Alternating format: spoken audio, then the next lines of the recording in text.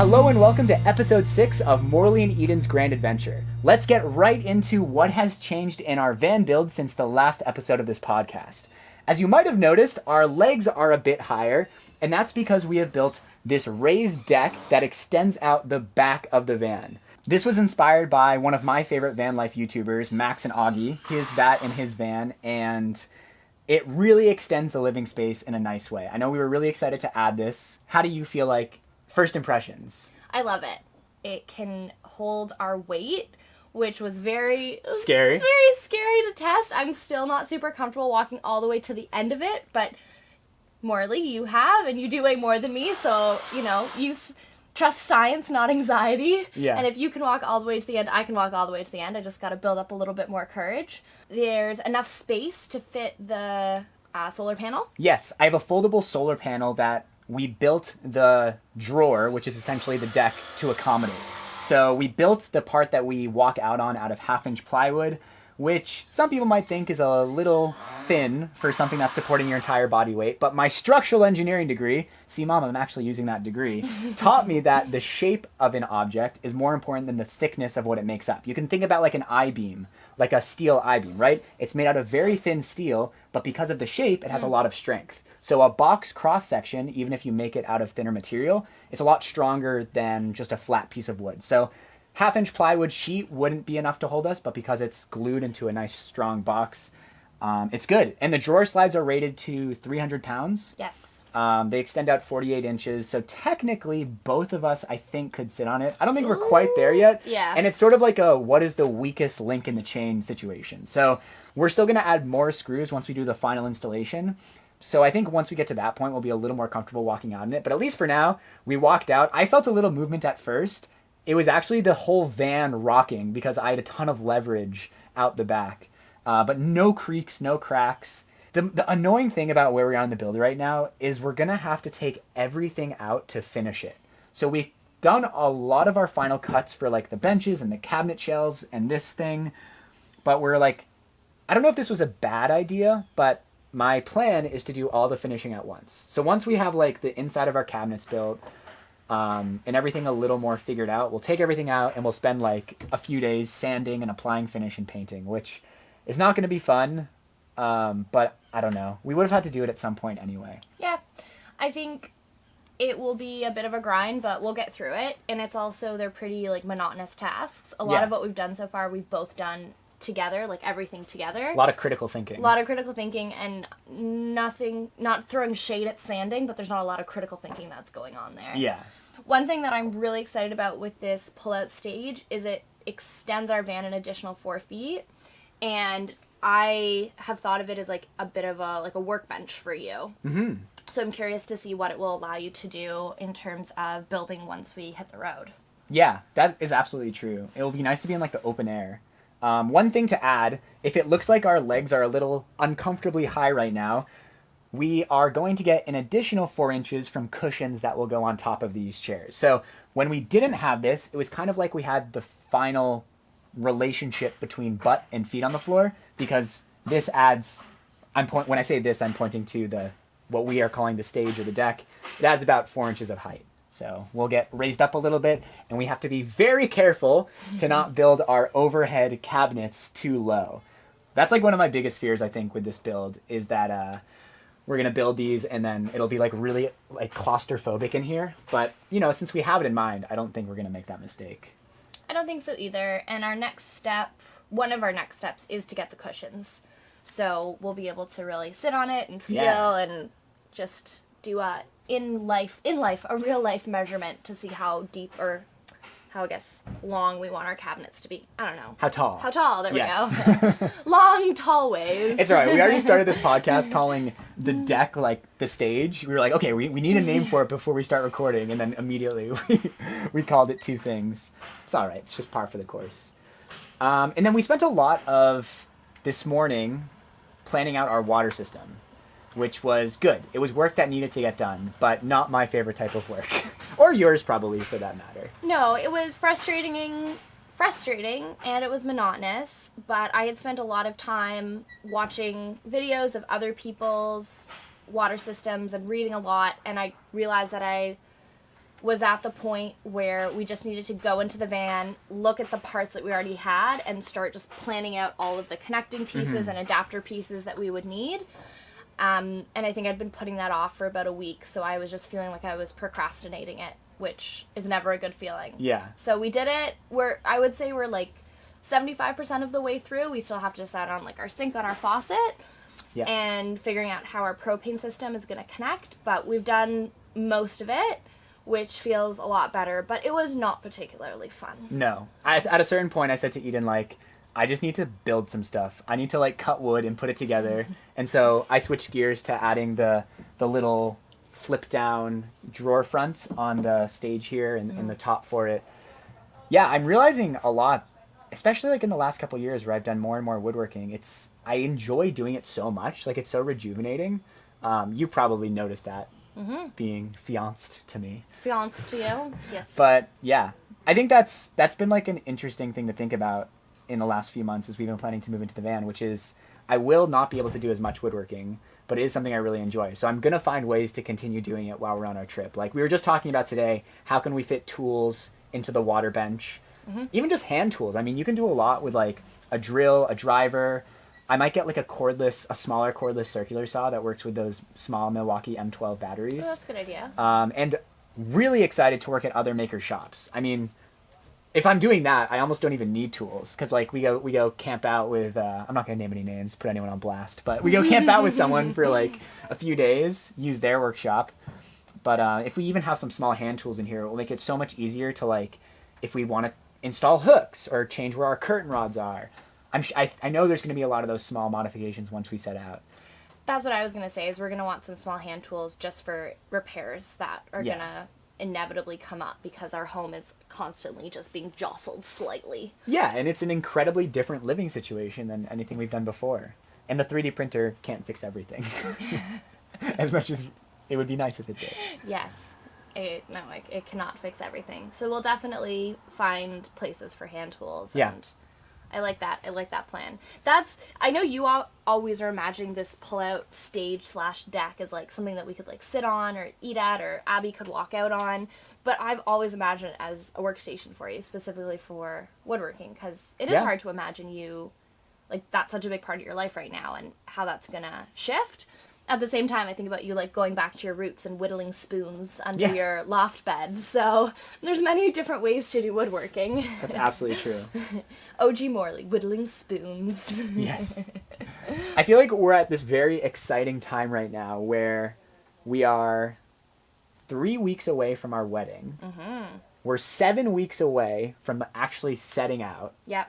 And you are 2 weeks away from leaving your job.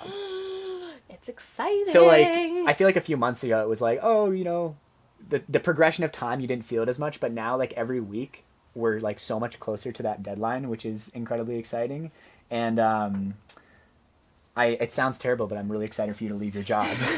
Because it's so much easier to do stuff together. Like, we were talking about today, or you were saying that Saturday we, like, spend a lot of the morning getting into a groove. And then the afternoon is super productive.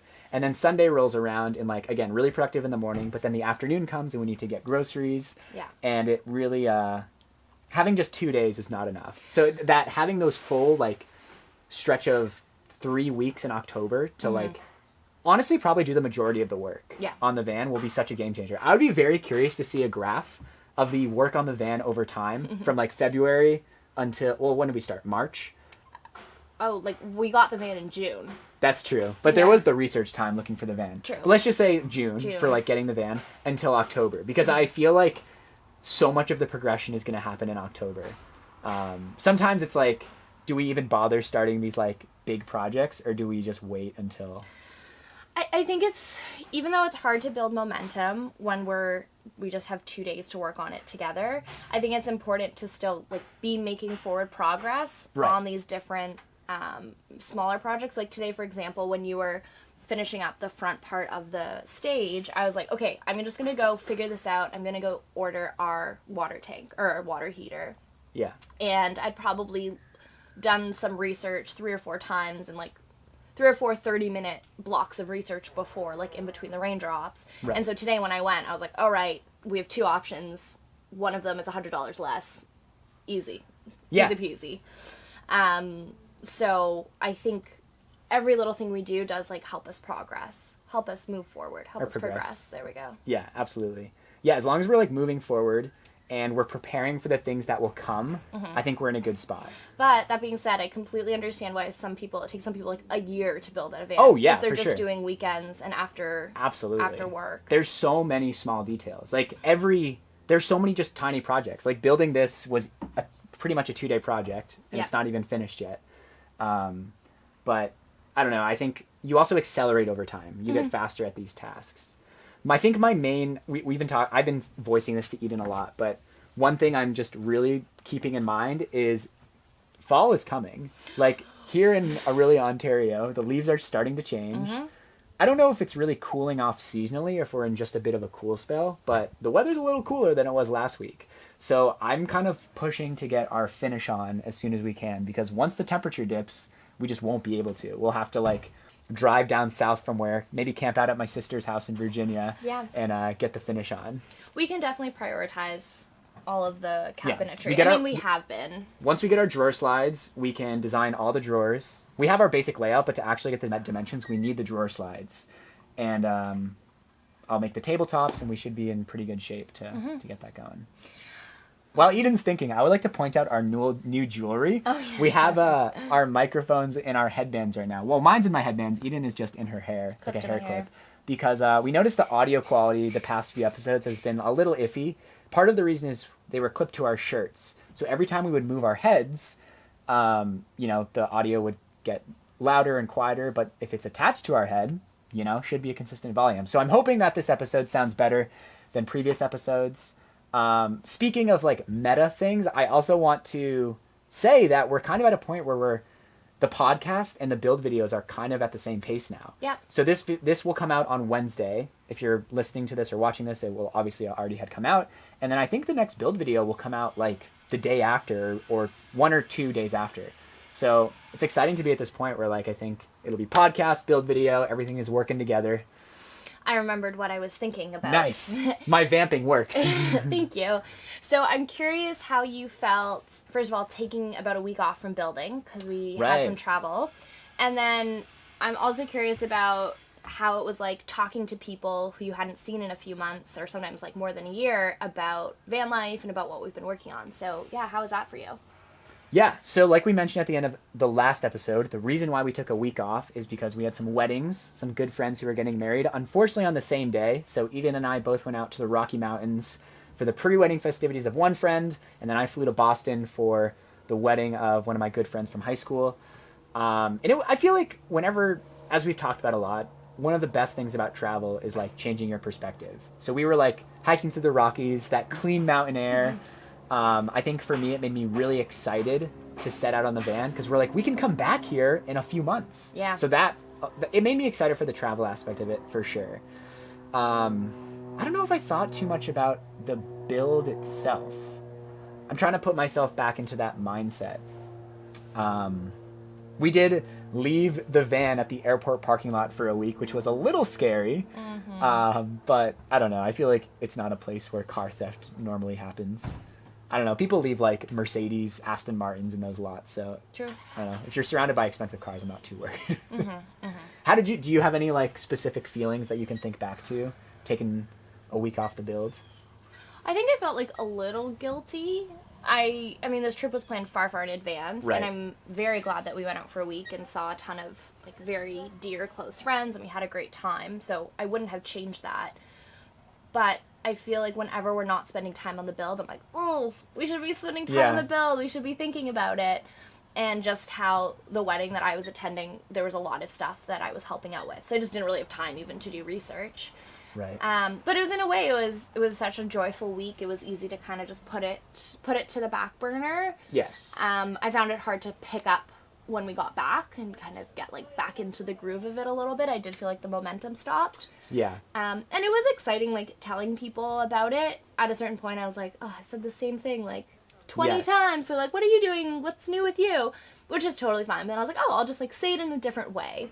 I would say in general, people were very excited to hear about the van. Yeah. it was a lot of people who I hadn't seen since announcing this plan, and a lot of them wanted to hear, and I was happy to share. True. Like, it's a great conversation topic, and sometimes I felt a little guilty. I'm like, I'm talking about this a lot. I feel like this other person can talk.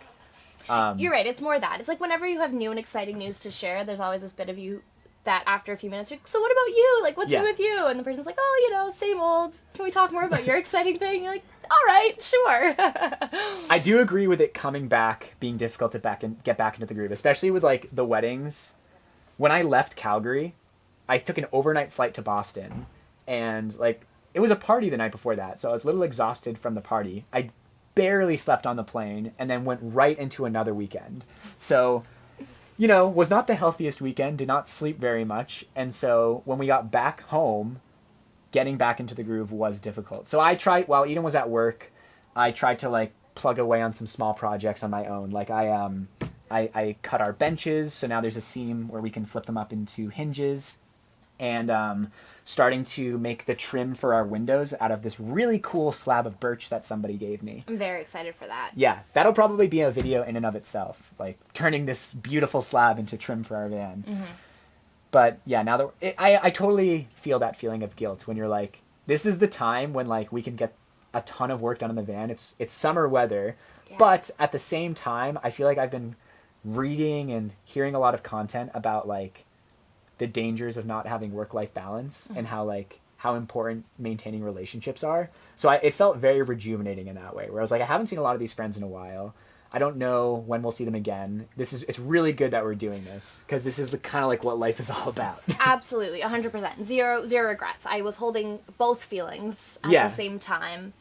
And I think, too, especially being out, I mean, I didn't go to Boston, so being out in the Rockies and with, like, all these people who I love. There's also van life people everywhere in the Rockies. Oh, like, that's true. In the Banff area, we were in the town of Banff, and we saw so many camper vans. We found some with, like, the handles on stickers outside of the van, and we're, like, looking at their build on Instagram and, like, I don't really like that. I would do that differently. And we were saying, maybe we should move away from the van before we tear apart their build, in case they're sitting inside watching us.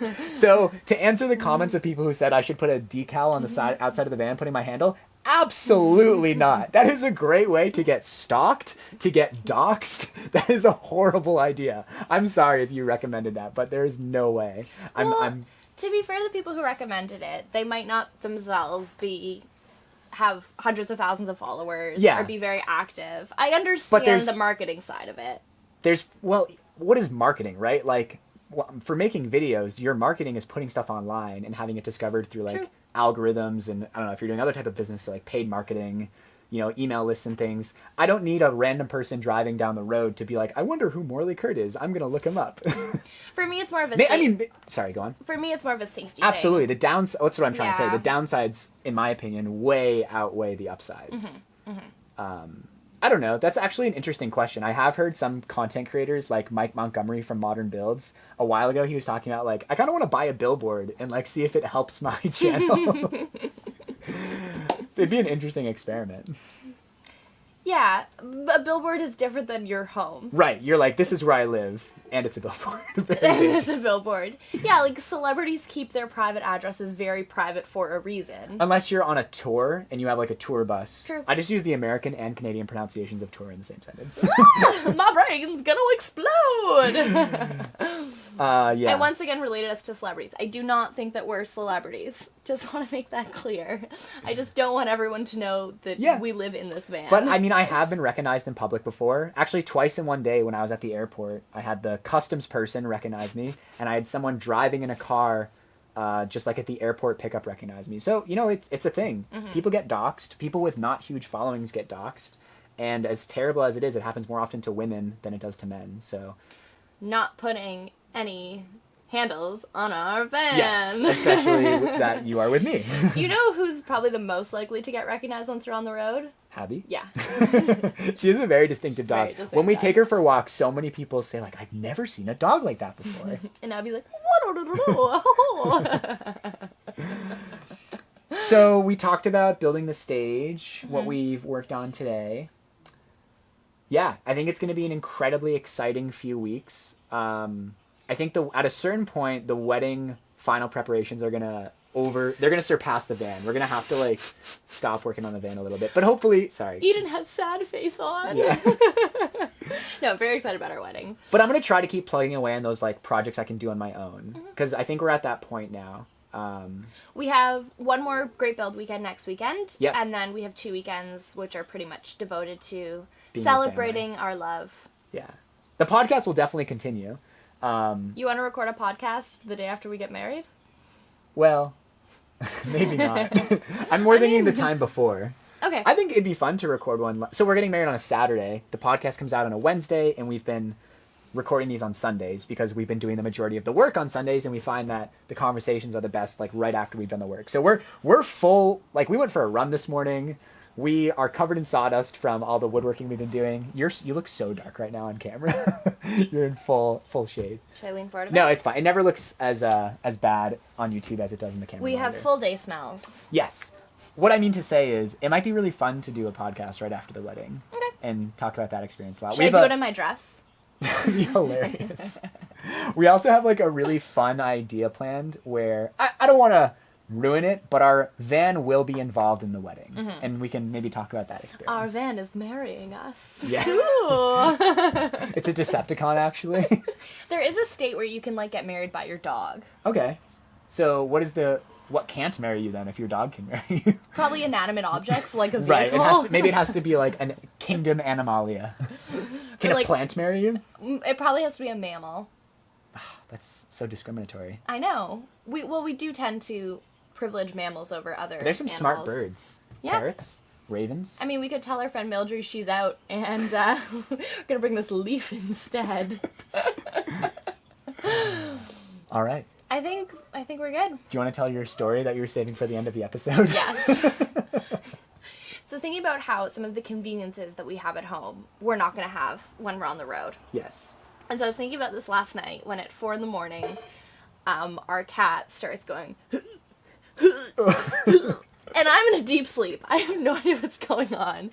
And you... Wait, can I do I have a good impression of a cat preparing to vomit. Okay. I might have to cut this whole thing out, but I'll just do it for the sake of it. They go, Yeah, that's it. That's Yeah. it. And you're like, are you start beatboxing? This is very exciting. Can you Oh my speak? God. Can you marry us? Anyway, so Penny's just starting to go. I'm dead asleep. Morley, less so. And all that I can really remember is Morley just being like, ah! And like pushing the cat off the bed. I sit up, I'm like, what happened? And you're like, I think Penny just vomited, but I don't think she got on the bed. I thought I had moved her onto the floor before she had a chance to vomit. So we turn the light on, and both of our pillows are just covered. They're not covered. There's a trail from moving her from the pillows. Covered To in the just floor. a giant hairball and her dinner from last night. Yeah. And I look at Morley and I said, did any get on me? And he said, yes, there's some of your hair. Tiny bit. A tiny bit. Anyway, so Penny, meanwhile, is just sitting on the line on the ground. She's like, I don't know how I got here. I don't know what's going on. So we live in an apartment. We have laundry. Morley goes and dumps his pillow into the garbage. I go dump mine into No, he didn't throw out the pillows. I swiped off the detritus. Swiped off the detritus. I went into the toilet. I put my pillow detritus into the toilet. Washed out my hair. Threw everything in the washing machine. And then I looked at our sheets and there was some on the sheets. I was like, okay, let's just wash everything. Yeah. And Morley's like, but what are we going to sleep on? How are we possibly going to survive the next 2 to 3 hours of sleep ahead of us? And I realized at this point that I thought this was hilarious, and you were just like, I really wanted to go back to sleep. Grouchy. You even asked me to use my morning voice. Yeah, you're using a midday voice. I was like, can we take it down a couple notches? Miss Excitement. It was so funny. And it was made so much worse by you trying to push her off the bed. Hey, I tried. I know. I was asleep. I was no help. But I thought if she had just stayed where she was, there would have just been a pile. Right.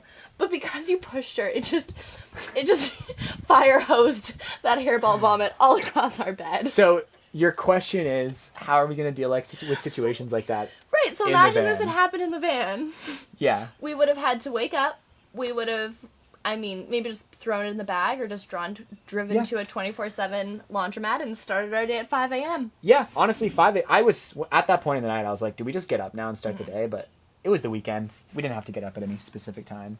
Yeah, I mean, it reminds me of like summer camp where kids would wet the bed and counselors would put their sheets. And the counselors would push them, and you just have a water hose stream of urine.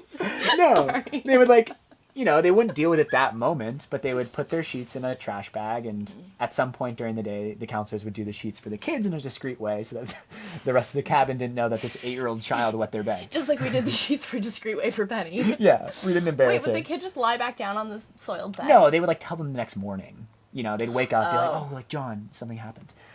Anyways, we'll deal with it. It'll be just a different vibe. It will not be as convenient. My favorite part of this whole thing is after we've tidied up and everything, I just hear Penny under the bed eating her dinner. She's like, ready for round 2. All right, I'll decide if I want to keep that story in the edit. I think with that, we will see you next week. Thanks for watching and or listening. Bye. Bye. I think that was the best part of the episode. Yeah, I'll probably keep it in.